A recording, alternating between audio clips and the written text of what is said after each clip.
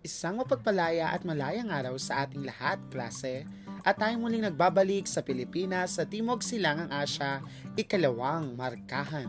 Ng ating pag-uusapan ay patungkol sa konsepto at mga uri ng imperialismo at kolonyalismo na mayroon sa Timog Silangang Asya. Ating alamin kung ano nga ba ang konsepto at pagkakaiba ng imperialismo at kolonyalismo. Mahalaga rin na dapat alam natin ang iba't ibang uri ng imperialismo at kolonyalismo na mayroon sa Timog Silangang Asya. Halika't simulan natin ang ating talakayan. Kung kaya't narito ang mga layunin na dapat nating matamo matapos ang ating talakayan. Ang una ay natutukoy ang kahulugan at uri ng imperialismo at kolonyalismo. Ikalawa ay nabibigyan natin ng diin na pagkakaiba ng tuwiran at di-tuwirang pananakop na hanggang sa kasalukuyan ay nagaganap pa rin. At ang ikatlo ay nakapagbibigay ng mga halimbawa ng pananakop na mayroon sa kasalukuyang panahon.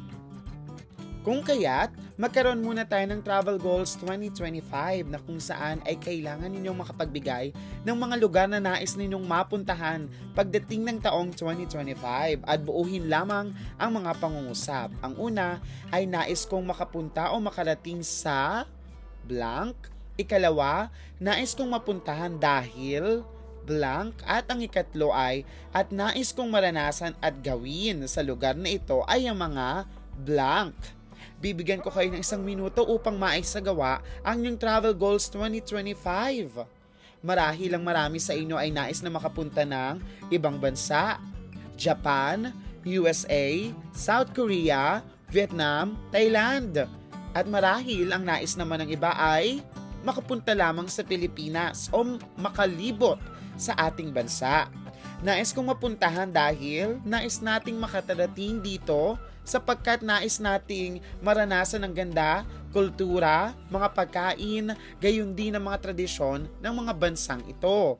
At ang gagawin natin o ang ating nais na maranasan ay makita ang kakaibang kultura, tradisyon at kung ano man ang mayroong ang bansang ito. Tulad ninyo, gayon din ang naranasan at kagustuhan ng mga mananakop at kanluranin noong ika-15 hanggang ika-19 na siglo, kung kaya't umusbong ang kaisipang imperialismo at kolonyalismo. Ngunit ang dalawang konseptong ito ay magkaiba ngunit magkaugnay sa bawat isa. Pag sinabi nating imperialismo, ito yung konsepto kung bakit nagkaroon ng kolonyalismo. Mula sa salitang imperium na ang ibig sabihin ay supreme power, simply rule and sovereignty. Ibig sabihin, siya ang mamumuno, siya ang magdidikta at siya ang may pinakamataas. At upang maipakita ang pagiging mataas ay gagamit tayo ng kolonyalismo na tinatawag nating implementation of imperialism. Kung kanina ang konsepto, ang kolonyalismo naman ay ang aksyon ng imperialismo na mula sa salitang colonus na ang ibig sabihin ay farmers na naging inhabitants. Ibig sabihin kapag naging colony na ang ilang mga banyaga o mga mananakop ay nagiging inhabitant na ng bansang kanilang nasakop. Bilang pagpapalalim, ang imperialismo ay tumutukoy sa pangkalahatang ideya ng kolonyalismo.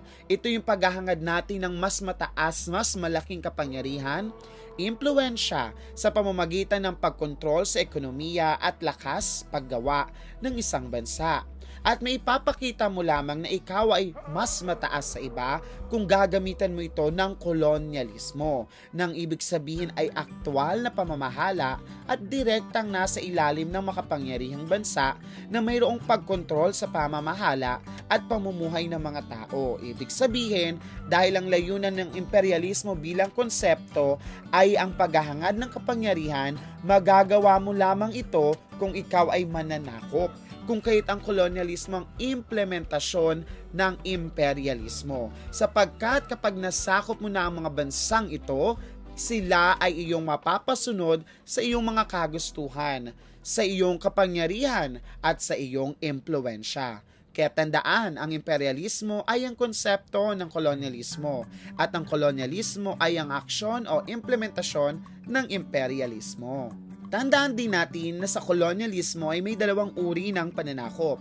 May tinatawag tayong tuwirang pananakop. Ibig sabihin, ito'y direktang pamamahala at pamumuno ng mga nasakop na mga bansa. Ibig sabihin, sila mismo ang nagpapalakad, nagpapautos. Sila mismo ang nasusunod sapagkat sila ay narito sa bansang kanilang nasakop. Halimbawa, noong panahon ng Espanyol, tayo ay nasakop ng bansang Espanya at tayo sumusunod sa mga Espanyol sa kanilang ipinag-uutos tulad ng Polo y Servisyo. Naranasan din natin ang tuwirang pananakop nang tayo naman ay masakop sa loob ng 3 taon ng mga Hapones at naganap ang isang karumal-dumal na Bataan Death March na isa sa mga historic na kaganapan sa ating kasaysayan. So kapag sinabi nating tuwirang pananakop, ibig sabihin sila mismo ang namamahala, sila mismo ang namumuno at sila ang nasusunod. Sa kabilang banda ay may tinatawag tayong di tuwirang pananakop. Ito ay tinatawag din bilang isang informal na pamamahala, ngunit ang ginagamit ay impluwensya at ideolohiya. Kung titingnan natin sa ating bansa, wala na ang mga Amerikano at hindi na silang namamahala sa ating bansa, ngunit ang kanilang impluwensya at ideolohiya ay napakalakas pa rin. Halimbawa, pagdating sa ating edukasyon, mahalaga ang wikang Ingles. Pagdating sa ating pamamahala, mahalaga ang demokrasya na ang lahat dapat ay nakaboboto. Pangatlo, ang colonial mentality. Higit nating naisin ang mga produktong banyaga kaysa ang produktong lokal. Nariyan din ang neocolonialismo. Upang tayo ay mapautang ng mga makapangyarihang bansa, ay kailangan nating sumang-ayon sa kanilang kagustuhan. Tandaan, ang dito wilang pananakop ay gumagamit ng impluwensya at ideolohiya. Ngayon naman ay talakayin natin ang iba't ibang uri ng imperialismo.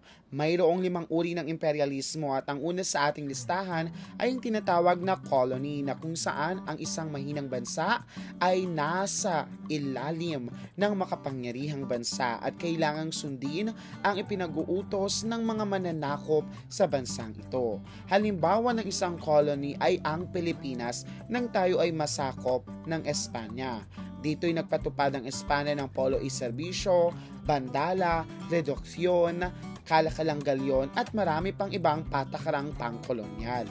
Ang ikalawa namang uri ng imperialismo ay ang tinatawag nating concession mula sa salitang concede dahil maraming mga Asyano ang lumaban at nakipagdigma upang maipaglaban ang kanilang karapatan ay nagkakaroon ng digmaan. At kapag mayroong concession, ito'y nauuwi sa isang kasunduan. Halimbawa ang nangyari sa pagitan ng Myanmar at Great Britain na nagkaroon ng kasunduang Yandabo.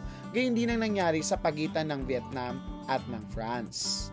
Ang ikatlong uri naman ay ang tinatawag nating protectorate na kung saan ang isang makapangyarihang bansa ay binibigyan ng proteksyon ang isang bansa mula sa anumang uri ng paglusob at pagsakop. Ang halimbawa nito ay ang South Korea at ang USA na kung saan ang USA ay binibigyan ng proteksyon ng South Korea mula sa impluwensya ng North Korea gayon din ng Russia. Idagdag pa natin ang tinatawag nating sphere of influence. Ang sphere of influence ay parang isang tulad ng malaking cake na kailangang hati-hatiin ng mga makapangyarihang bansa. Isa sa mga halimbawa ng sphere of influence ay ang nangyari sa China matapos ang digmaang Opyo. Ang China ay nati-hati ng Russia, ng Great Britain, Germany, France at ng Japan. Ganito rin ang nangyari sa Africa na kung saan ay tinawag naman bilang Scramble of Africa. At ang panguli ay yung tinatawag nating buffer state na kung saan ay napagigitnaan ng dalawang makapangyarihang bansa na siyang nangyari naman sa Thailand kung kaya't ito'y tinawag bilang Land of the Free. Ngunit ang impluwensya ng France at ng Great Britain ay nananatili sa Thailand. Nawa kayo ay may natutunan sa ating talakayan. Kung gayon ay magkaroon tayo ng pandayin ang pag-iisip. Panuto, tukuyin ang pangungusap kung ito ay tama. At tukuyin ang salitang nagpapamali at ibigay ang tamang sagot. Ang una, ang ugnayan ng Pilipinas sa Japan ay halimbawa ng sphere of influence. Mali at ang dapat ay colony. Ikalawa, ang pagtangkilik ng mga produktong banyaga ay isang tuwirang pananakop.